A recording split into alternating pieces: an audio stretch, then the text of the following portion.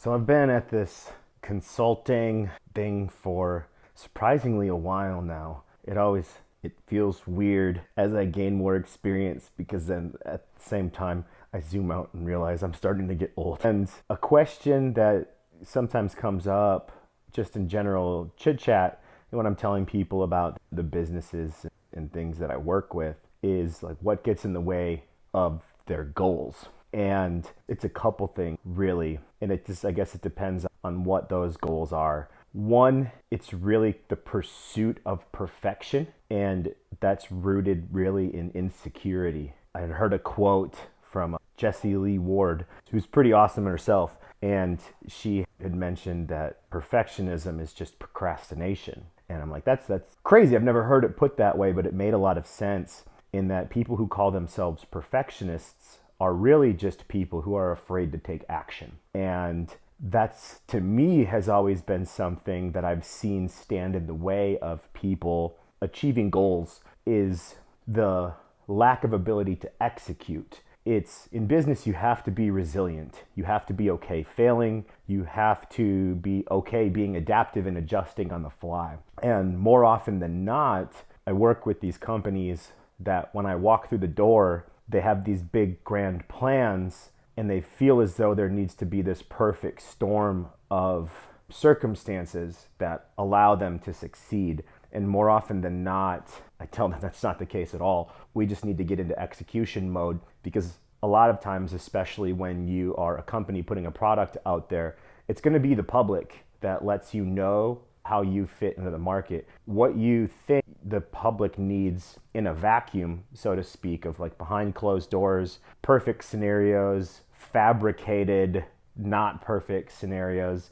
is all going to change once you start putting that offering out to the public. And the only way that you're going to do that is by getting something out there, just doing. Even in doing this content, seeing how people react to what I put out there changes the type of messaging that I need to put out there because of how it resonates with people. And that's a huge thing when I'm dealing with companies. The second, and a lot of it is it's lack of experience and having the ability to admit that they can't do everything. A lot of times in startups, you get people who wear multiple hats and they are afraid to relinquish control. And the best businesses that I've worked with are ones that are willing to stay in their lane, in their zone of genius, and bring on supporting personnel that allow them to grow. And I get it. A lot of these businesses are your baby, and you get certain people that are like, I don't like to partner with such and such, or